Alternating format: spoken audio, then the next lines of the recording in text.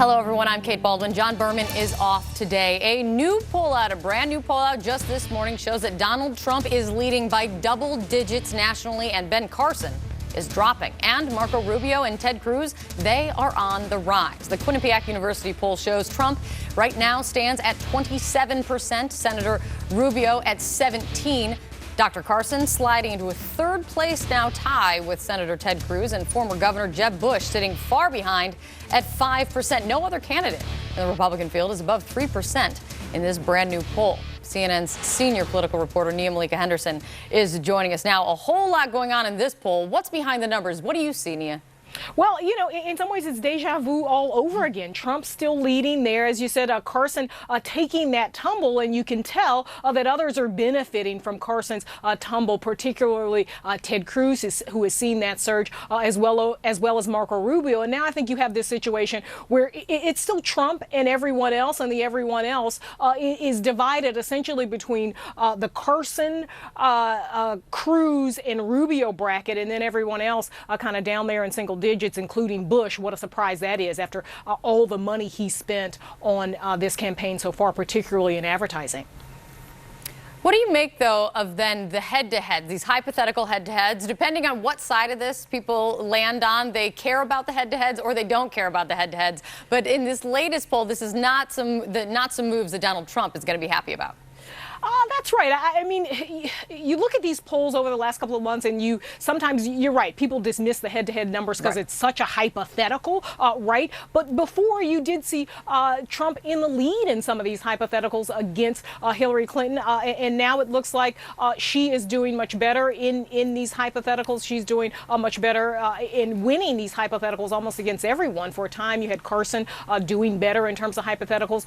But again, I do think those are some of the numbers that people don't pay much attention to. But I think the people who do pay attention to them are people like Bernie Sanders, who is doing well in some of these head-to-head matchups, too, against a Republican, hypothetical Republican nominee.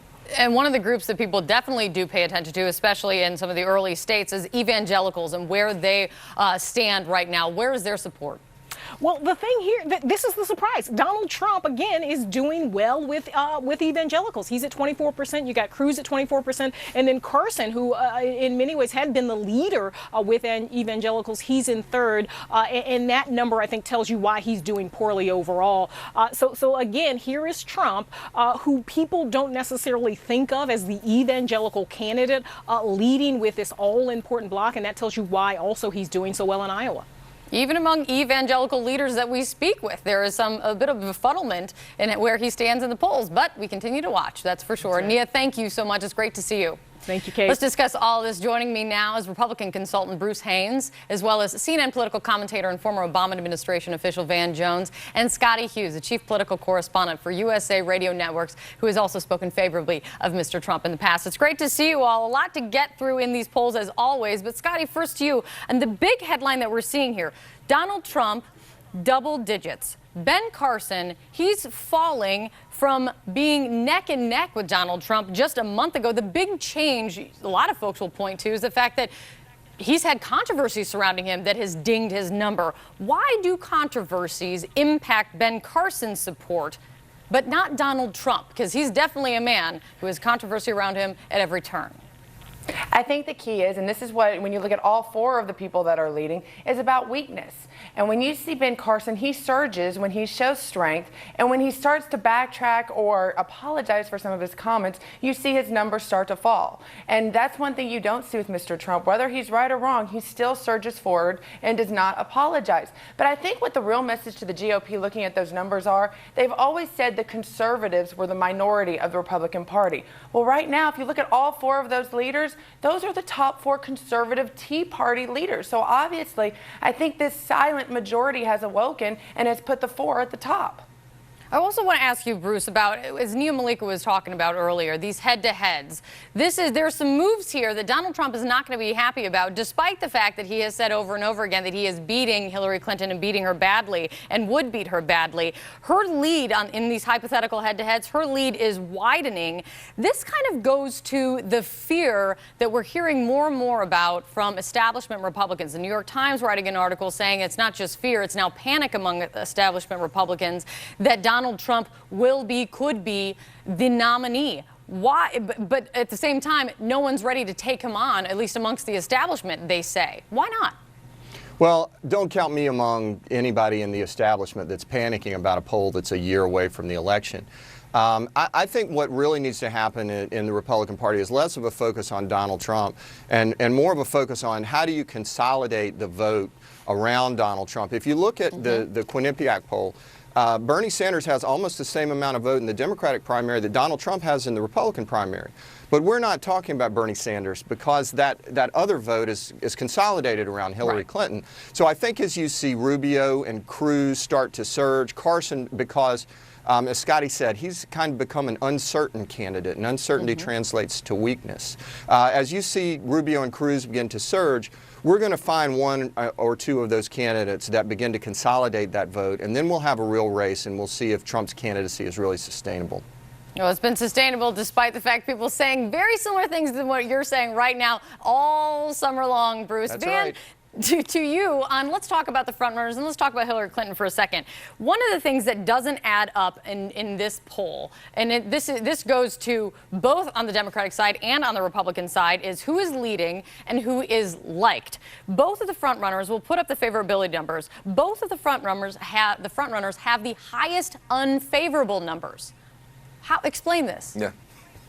Well, you know, part of the thing is what you have to remember is we all just came back from Thanksgiving. When you get away from the political bubble, when you're at Waffle House, you're at Walmart, you're in the laundromat, you're talking to real people.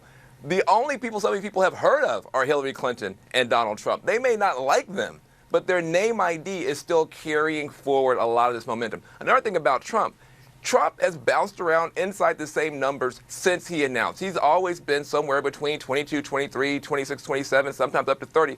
But he's not growing. He's just kind of bouncing around inside his core support. Yeah, but that is a number where people like, I don't know, Jeb Bush would dream of be bouncing around right now. I mean, you could take a 0 off that number and he could dream to be bouncing around there. That's true. But my only point is that you still have a bunch of Republicans out there who now they know Trump's in the race. They've got a bunch of weak candidates. They still have not gone to Trump. I think Trump may have a ceiling that we're not talking about. I want to get you guys, because I get really excited, Scotty, and you can weigh in on this whenever we can throw up a pie chart on TV, because I know that drives people crazy. Let's put this up, and I want to get you guys to take really, really quickly. This goes to the money spent by the campaigns on ads. I want everyone to squint at your television and find the slice of the pie that is Donald Trump. Yeah, you can't see it, actually. It's that small. But then look at how much Jeb Bush has spent. What is the deal here, Bruce? You dealt with media strategy for the RNC. What is the deal here in this election where the number of dollars spent towards ads is not equating to bumps to changing of the numbers in the polls? Well, I think it's the value of the other kinds of media that Donald Trump has been able to generate that actually dwarfs what's been spent in ads by the other candidates. You look at the debates, and 23 million viewers are tuning into CNN debates. We'll see if you guys can top that on December 15th when you have the next debate.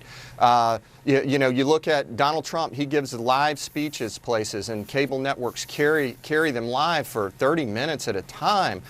Which dwarfs the value of a 30-second television ad. And we're seeing the candidate deliver his message unfiltered, unscripted, sit-down interviews, live speeches. This is much more valuable to a candidate than just the presentation of a 30-second ad. And Donald Trump has been, frankly, a genius in obtaining that time and using it to his great benefit. Scott, I want to get your quick take. Another big headline has to do with the second tier here. This new fight now we're seeing between Marco Rubio and Ted Cruz. This is, I think, the fight to watch going forward. I think we can all agree on that. We're already kind of seeing that and them trying to make distinctions amongst each other. Ted Cruz, in a new interview, trying to lump Marco Rubio with President Obama and Hillary Clinton in terms of their foreign policy approach. Cruz saying that he would want to leave Bashar al-Assad in Syria in place. Do you think that distinction can stick? Is that a good foreign policy place for Ted Cruz to be? I think that's a very good distinction, because right now we sit there and Ted Cruz points out that over and over again we take out these leaders and we don't have a plan. Like, this administration does not have a plan if Assad goes in and groups like ISIS come in and take over. This is a good distinction for Cruz to make from Rubio, because they do share a very large of the same base.